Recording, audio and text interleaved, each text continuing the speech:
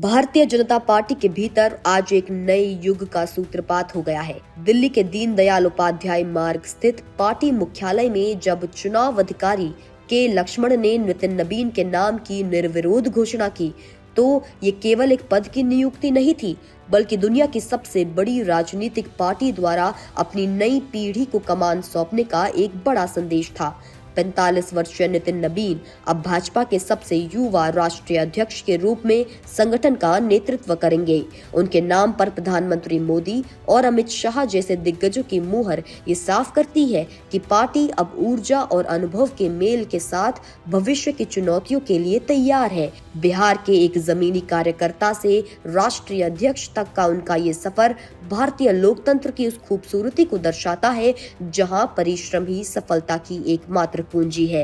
नितिन नबीन की इस ऐतिहासिक उपलब्धि को समझने के लिए हमें भाजपा के अध्यक्षों के उस गौरवशाली इतिहास को देखना होगा जिसने इस पार्टी को शून्य से शिखर तक पहुंचाया।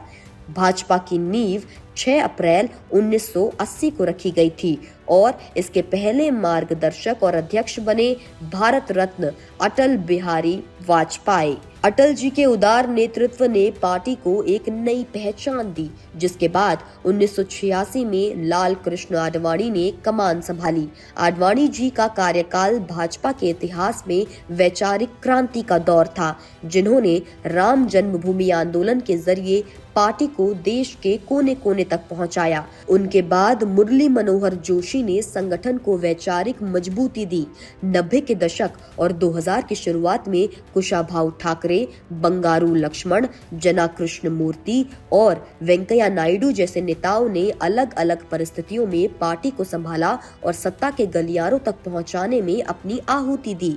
इतिहास के पन्नों को पलटे तो राजनाथ सिंह और नितिन गडकरी के दौर ने भाजपा को एक अनुशासित और विकासोन्मुखी संगठन के रूप में स्थापित किया।